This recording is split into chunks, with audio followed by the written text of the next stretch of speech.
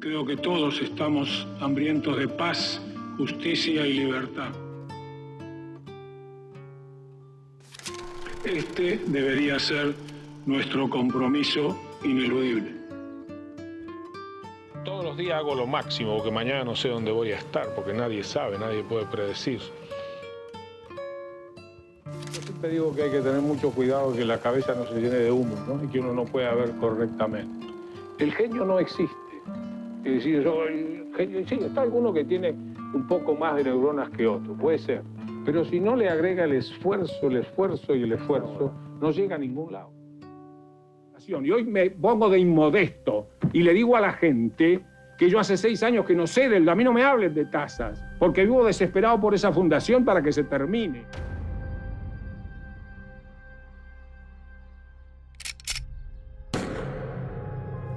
Se ha ido un grande de la Argentina.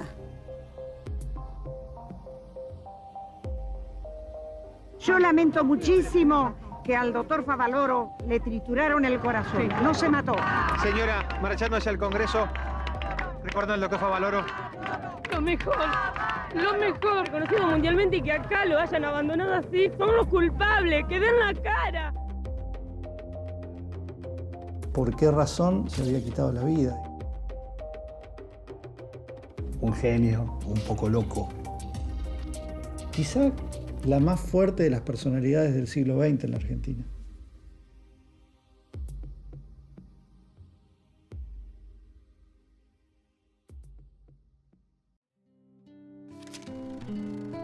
La historia de René Favaloro comienza acá, en la calle 5, entre 69 y 70. Hace 100 años había algunas pocas casas. Muchos de sus pobladores eran empleados de los frigoríficos que como parte de su paga recibían mondongo, lo que rápidamente le dio el nombre de El Barrio del Mondongo. Yo agradezco que el destino me haya hecho nacer en un hogar muy humilde. Bueno, Favaloro viene de una familia de inmigrantes italianos. Mi padre era un gran ebanista que hacía ¿En La cosas Plata? Claro, cosas muy lindas. Y esto es un paciente que yo operé, pasa un tiempo y me dice, yo tengo algo que le pertenece a usted y no a mí. Y me la trajo y yo confieso que me emocioné tremendamente. La madre en algún momento empezó a coser para afuera como para ayudar a las finanzas de la familia. Y bueno, vivían en un barrio marginal, del margen de la ciudad, de la periferia de la ciudad. ¿El barrio del Mondongo es usted? Sí, claro. De La Plata, ¿no? Claro, me enorgullezco. ¿Y va cada tanto, no? ¿Va Sí, seguido? claro, tengo ¿Y de toda la gimnasia? familia. ¿Cómo anda gimnasia? Sí, regular. Anda flojo, ¿no? Regular. Hincha de Gimnasia y Esgrima de La Plata. Me volvía loco y llamándome de teléfono acá para ver cómo había salido. Yo le mentía que ganaba, porque no ganaba nunca. Una de las suertes más tremendas que tuve en mi vida fue ser educado en el Colegio Nacional. El paso por el Colegio Nacional de Favaloro fue, digamos, una gran puerta en donde Favaloro descubre una cantidad de cosas que no estaban en el barrio o en el mundo, en el micromundo en el que él vivía. Le dieron una perspectiva a Favaloro que no tenía, no había podido armar en el barrio, digamos, ¿no? Nuestros profesores eran los mejores profesores universitarios. Nos dijeron por sobre todas las cosas que ser honesto era importante, que ser responsable era importante, que dedicar con esfuerzo todos los días a la tarea específica de cada uno era importante. Y así nos formaron el alma, nos llenaron de ideales y de utopías. Era muy fuerte la cuestión del reformismo en la Universidad de La Plata. La reforma universitaria del año 18 estaba como en pleno auge. Y hay que pensar también que ese mundo o esa militancia política estaba disociada de lo que eran los partidos políticos. No había participación directa. Todo el mundo sabe que yo no estoy afiliado a ningún partido político. Siempre he mantenido esa independencia. No sé si es positivo o negativo. Y en ese sentido Favaloro fue un joven que participó muy activamente en todo lo que eran movilizaciones, manifestaciones callejeras, asambleas. El compromiso político estudiantil de Favaloro es el que explica la decisión de no aceptar ese trabajo que le ofrecen en el año 49. En aquella época se produjo una vacante en La Guardia y entonces el director me llamó y me dijo que bueno, que yo era el hombre que tenía que estar ahí. Pero entonces me dijo que había que firmar un papel para decir que uno estaba de acuerdo con la doctrina nacional, que era la doctrina de aquel entonces del Partido Peronista. Yo le dije que me diera 24 horas y después volví al otro día y le dije, mire doctor, usted sabe bien, yo no estoy afiliado a ningún lado, no estoy a favor ni en contra, pero siempre he creído en ciertos principios que son fundamentales. Es decir, si yo dicen que merezco el puesto porque he trabajado, porque he hecho esfuerzo, porque he atendido a la gente, me parece que esto no hace falta, no es una cosa. Entonces no acepté.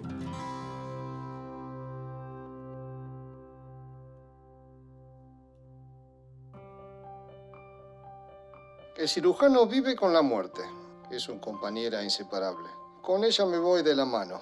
Alguna vez en un acto académico en los Estados Unidos se me presentó como un hombre bueno que sigue siendo un médico rural. Espero que me recuerden así.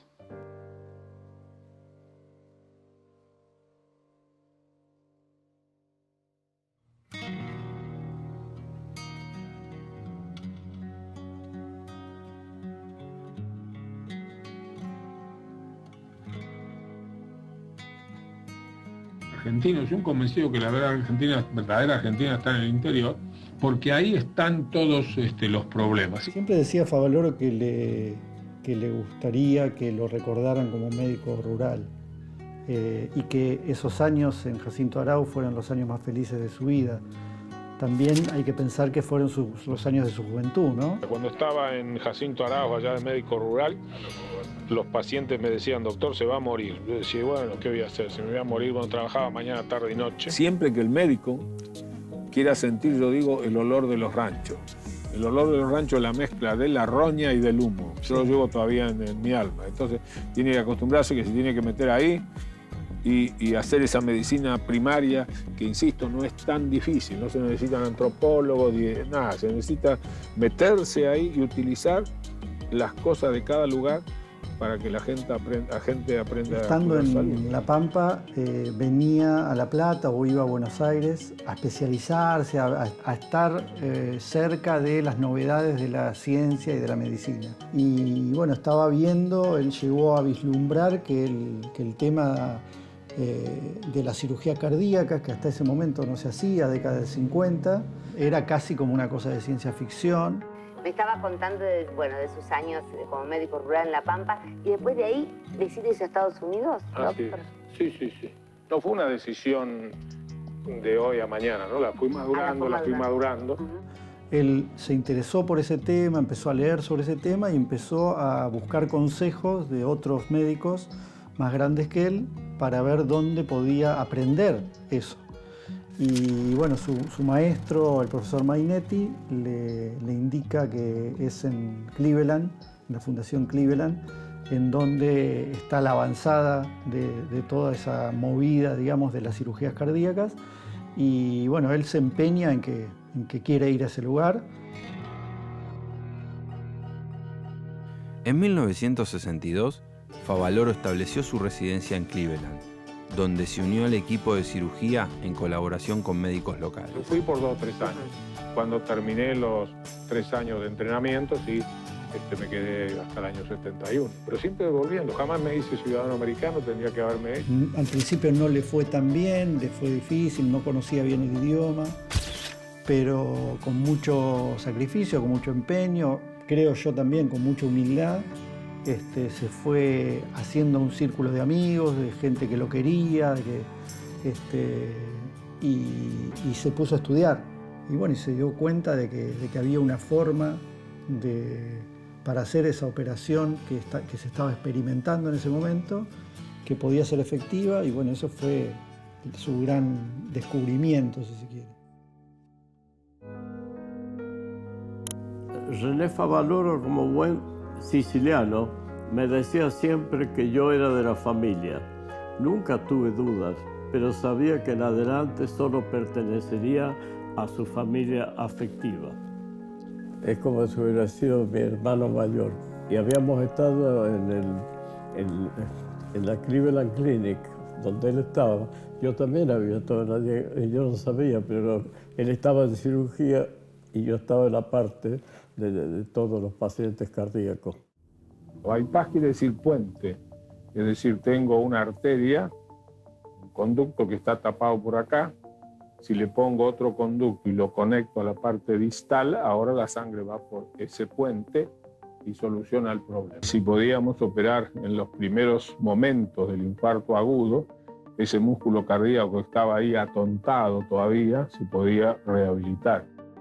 Favaloro él hace el primer bypass en una paciente de 57 años, una mujer, y hace el primer bypass y le hacen el estudio a los 8 días, 9 días y estaba perfecto. Entonces eso da nacimiento a todo lo que va a ser de los bypass que tanto se habla. No es un descubrimiento porque ya se estaba haciendo de manera de urgencia, pero no había alguien que hubiera pautado cuáles eran los pasos que había que dar. Y eso es la contribución de Favaloro, la gran contribución de Favaloro es esa. Y cambió drásticamente el resultado de esas operaciones, pasando de un 15% de posibilidad de sobrevida a un 85%. Nosotros acá tenemos, abajo del esternón, hay dos arterias que son importantísimas, son las arterias mamarias, porque se pensó que llevaban algo de irrigación al seno, pero no es así. Hay dos arterias que yo siempre digo, Dios las había puesto por algo, porque hoy son las que más se usan en estos bypass. Tuvimos el Congreso Mundial de Cardiología en Londres, no en Inglaterra. Y cuando fuimos allá, como Favaloro ya había hecho el primer paciente que causó una bomba en todo el mundo, cuando mostró con la enferma que él había hecho, que le había hecho el bypass y que a la semana estaba todo perfecto, eso hizo que vengan de todos lados a la Cleveland Clinic. Una vez más el destino ha puesto sobre mis hombros una tarea difícil. Voy a dedicar el último tercio de mi vida a levantar un departamento de cirugía torácica y cardiovascular en Buenos Aires. El dinero no es la razón de mi partida. A los 47 años, lo lógico e irrealista sería permanecer en la Cleveland Clinic. Yo sé que estoy emprendiendo un camino dificultoso. Si yo no aceptara liderar ese departamento en Buenos Aires, mi conciencia me diría constantemente: elegiste el camino fácil.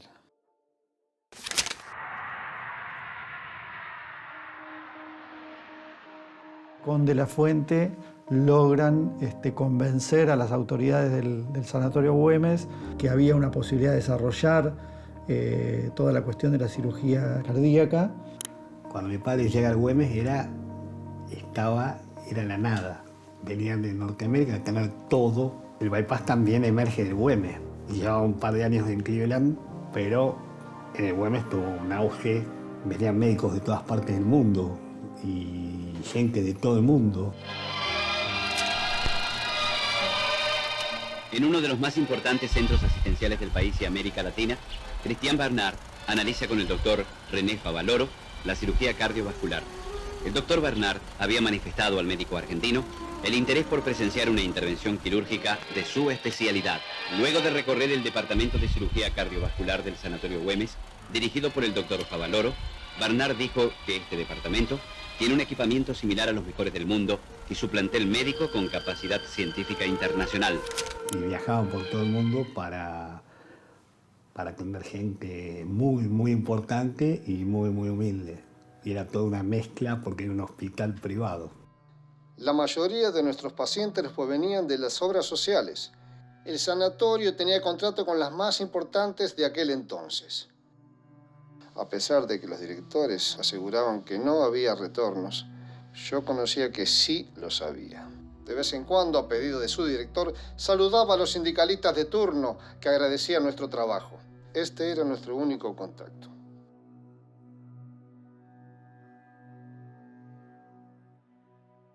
Él regresa en el 71 y la fundación se establece como tal en el 75. Ahora, el desarrollo de los espacios y la construcción del instituto y demás edificios y el equipamiento y demás, y le lleva casi hasta principios de la década del 90. Y hoy me pongo de inmodesto y le digo a la gente que yo hace 6 años que no sé a mí no me hablen de tasas, porque vivo desesperado por esa fundación para que se termine. Habíamos inaugurado juntos la fundación, pues yo había sido el número 2, pero finalmente me quedé en el Güemes. Después de 20 años, Favaloro deja el Hospital Güemes para abocarse de lleno a su fundación, que ya contaba con edificios propios. Escribí los 10 puntos, le dije, señora, el que quiera venir a trabajar acá, tiene que cumplir con esto. Si no cumple con esto, vaya a buscar trabajo a otro lado. La primera dice honestidad. Honestidad. La segunda dice trabajar con pasión, esfuerzo y sacrificio sin límite. Evitar ser influenciados por conceptos dogmáticos o prejuicios propios o ajenos. No hay que tenerla, no hay que yo soy peronista, soy como el hincha de Boca. El otro es radical, entonces hincha de River. No puede ser. Cuarto, sus contribuciones tendrán valor si solo son el producto de su libre albedrío o ejercicio sin sometimientos ni limitación. Libertad. No apartarse nunca de la ética, el comprender que la misma está condicionada por la moral. Deberá comprender con humildad que es necesario trabajar en equipo. Sacrificará lo individual en beneficio de lo colectivo. El yo ha sido reemplazado por nosotros hace ya bastante tiempo. Estoy cansado del yo-yo. Hay que sacrificarlo todo en aras de la verdad. Y nada más que la verdad. Decir siempre en voz alta lo que se piensa por dentro.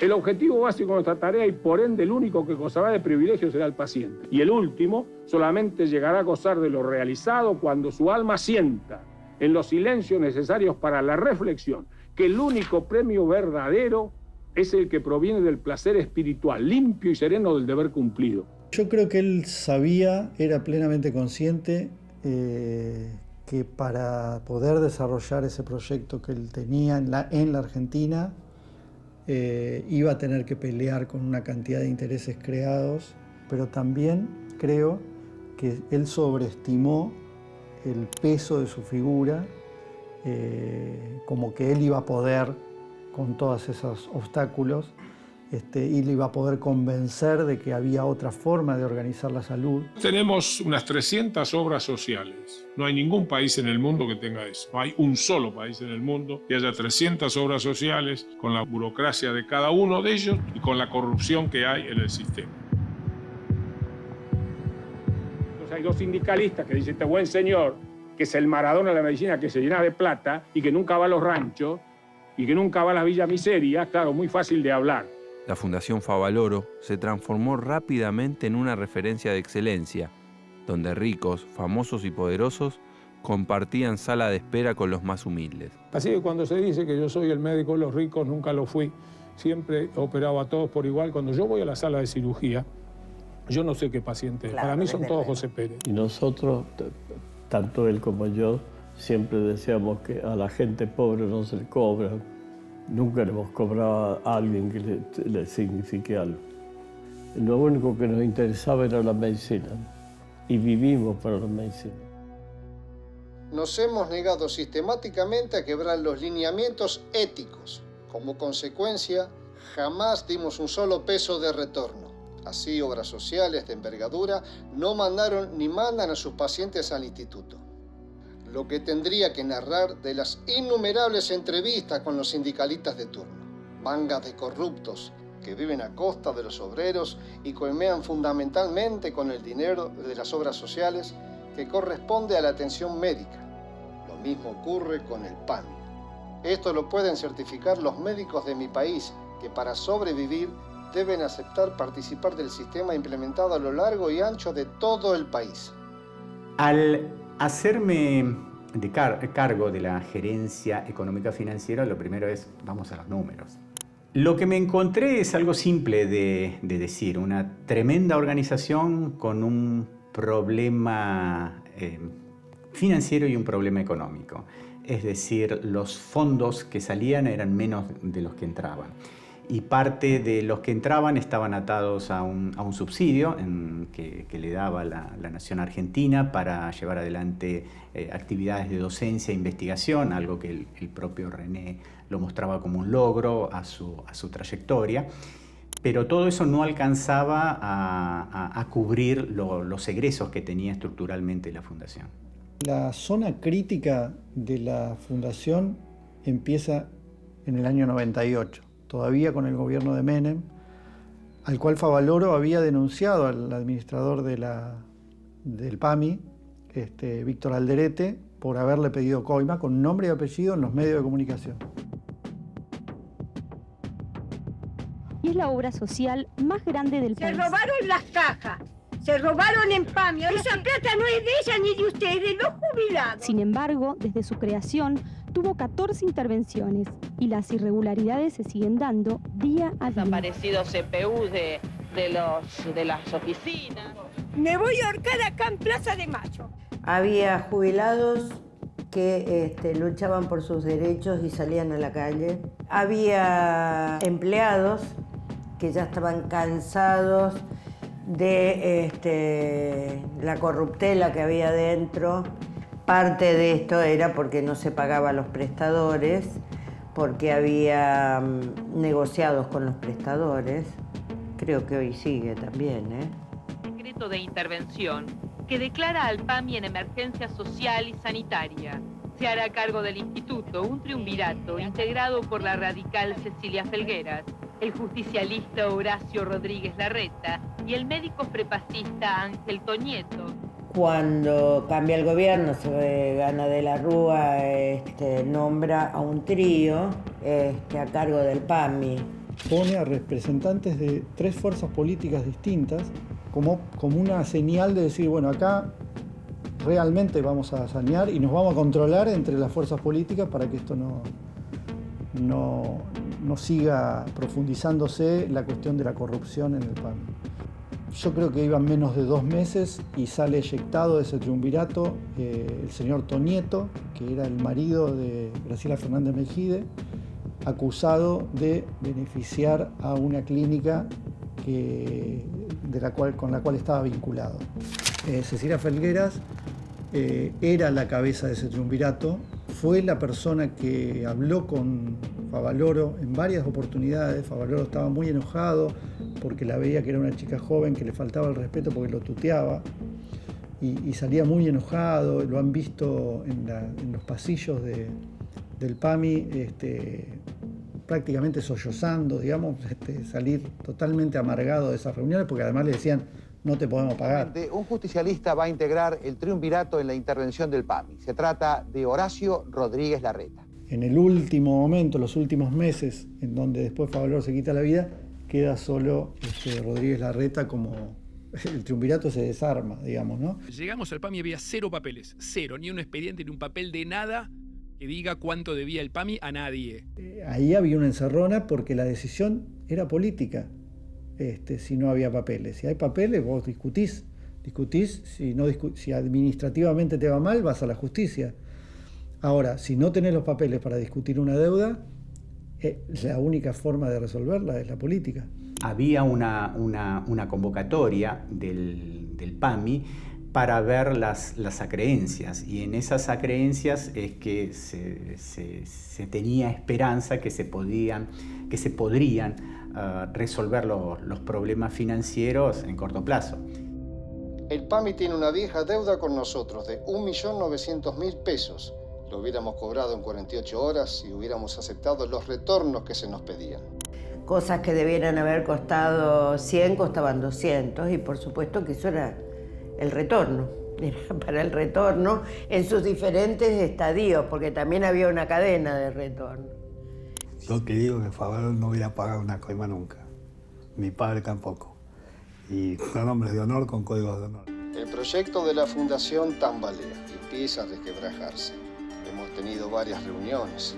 Colaboradores más cercanos, algunos de ellos compañeros de lucha desde nuestro recordado Colegio Nacional de La Plata, le aconsejan que para salvar la Fundación debemos incorporarnos al sistema. En este momento y a esta edad, terminar con los principios éticos que recibí de mis padres, mis maestros y profesores, me resulta extremadamente difícil. No puedo cambiar, prefiero desaparecer.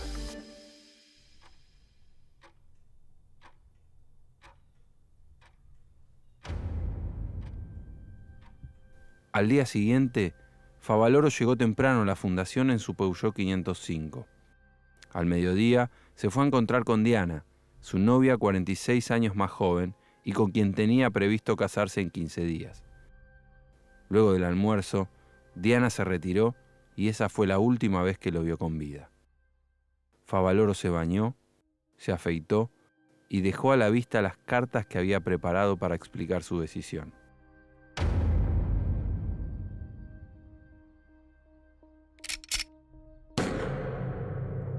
Se ha ido un grande de la Argentina. Primero nadie lo podía creer.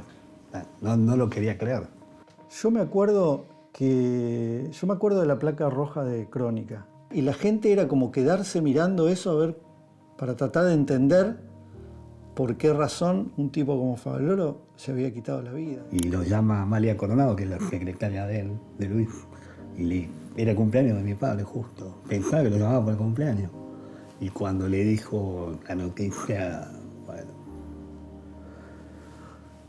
me imagino la conmoción. Se mató Favaloro. Es como que me hubieran dado un balde de agua, ¿no?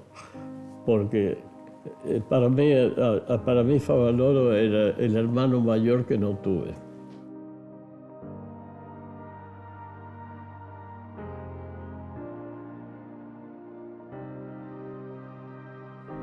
Pero ha sido un hombre más bueno imposible.